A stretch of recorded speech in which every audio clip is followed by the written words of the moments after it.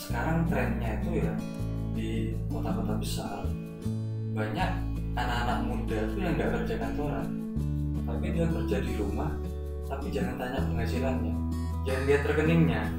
Oke teman-teman, kembali lagi di channel Aktivis Muda. Sebelum kita lanjut ke video, jangan lupa subscribe, like, comment, and share. Oh ya, jangan lupa tekan tombol loncengnya untuk mendapatkan video-video keren dari channel Aktivis Muda. Oke, assalamualaikum warahmatullahi wabarakatuh. Kali ini saya bersama salah satu pengusaha di Kabupaten Jember dan juga seorang pemuda, yaitu Mas Adim. Bagaimana kabarnya Mas Adim? Baik Mas. Alhamdulillah. Tapi siapa sih Mas Adim itu? Kemudian kok bisa masih muda tapi sudah punya usaha yang mungkin kalau di kalangan kita itu sudah besar seperti itu. Kita perlu tahu nih Mas Adim, bagaimana sih proses memulai meniti karir dalam usaha-usaha yang sudah dilakukan Mas Adim? Ini memang bisnis keluarga. Bisnis keluarga. Jadi bapak saya merintis bareng saya dulu waktu saya masih kuliah. Jadi bisa dibilang mungkin teman-teman lainnya cari kerja ketika sudah lulus, saya ketika kuliah sudah fokus untuk mengurusi ini. Karena memang bapak kan juga akademisi, otomatis teori-teorinya itu banyak dimasukkan dalam perjalanan perusahaan ini. Karena sebetulnya kalau properti itu, developer itu kan nomor satu sebetulnya manajemen. Jadi manajemen sumber daya manusianya, manajemen keuangannya kayak gimana, nah, termasuk juga manajemen konstruksinya kayak gimana di proyek kayak gitu.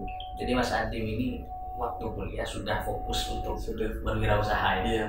Jarang sekali ditemukan di kalangan mahasiswa sudah memulai usaha ini. Mungkin bisa jadi masukan buat teman-teman.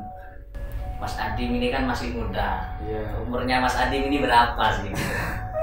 Umur saya umur 29 tahun. Kelahiran tahun 91. Mas Adim lulus sarjana itu umur berapa? Saya lulus sarjana 2015 itu sudah mulai usaha ini berarti. Iya.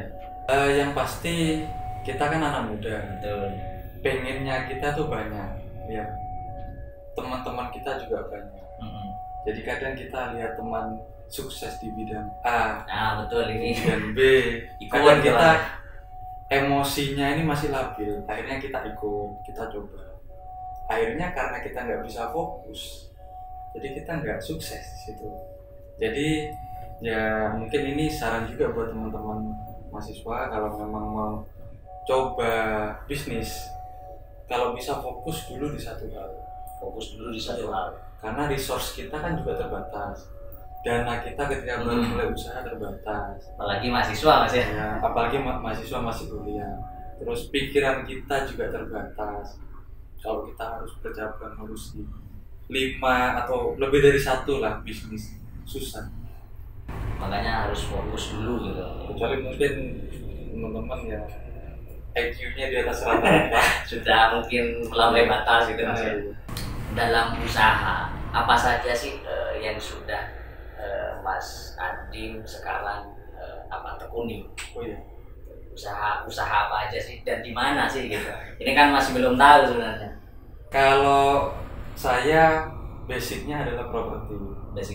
Jadi saya sama keluarga, adik saya, bapak itu kita menghandle 7 plus 1 lagi untuk tahun ini.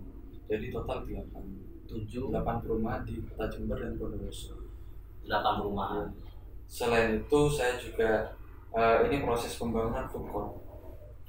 Jadi food court itu ya semacam pujasera tapi kita ingin berkonsep. Jadi semacam kayak tempat singgahnya teman-teman atau ya orang-orang lah. Dan segmen kita karena lokasinya kan di kampus. Jadi memang kita pengen mahasiswa di situ. Jadi kita pengen food court itu nggak cuma sebagai tempat ngopi, tapi bertukar ilmu. Kita juga kasih space buat co-working space, buat rapat. Jadi nggak cuma tempat ngopi, tempat kita ngomong ngalor ngidul, ada tujuan lah. Hanya tempat kopi biasa. Itu ya. Biar ada manfaatnya juga. Kita juga nanti siapkan space buat seminar-seminar Jadi rutin itu mau ya. coba untuk ini ya, apa Iya. sudah terlaksana atau belum? Itu masih proses pembangunan. Masih proses pembangunan. Jadi memang prosesnya karena COVID-19 ini kita perlambat memang proses. Banyak sekali sih mahasiswa yang hari ini notabene mereka hanya kuliah pulang, kemudian ada yang kuliah ngopi ngegame gitu kan. Ini banyak sebenarnya teman-teman yang mungkin ada hal yang lebih produktif yang harus dilakukan. Apa nih saran Mas Adim kepada mahasiswa khususnya generasi muda seperti Mas Adim lah, bagaimana sekiranya bisa lebih daripada Mas Adim, itu gimana sih tipsnya gitu? Ya mahasiswa kan memang kewajiban utamanya adalah kuliah betul. Jadi kalau mereka bisa cari uang itu saya kira mereka luar biasa. Dan saya juga paham mahasiswa kan otomatis mereka cuma dapat sangu dari orang tua. Mungkin usaha yang mereka bisa tekuni ya F&B, food and beverage, tapi mungkin kayak skala-skala kecil. Dan juga sekarang ini kan banyak kayak dropship dari Cina, AliExpress. Menurut saya kalau memang itu ditekuni kita bisa sukses. Karena sekarang trennya itu ya di kota-kota besar banyak anak-anak muda itu yang nggak kerja kantoran, tapi dia kerja di rumah, tapi jangan tanya penghasilannya, jangan lihat rekeningnya, dia pasti berlipat-lipat daripada kita yang kerja kantoran. Online.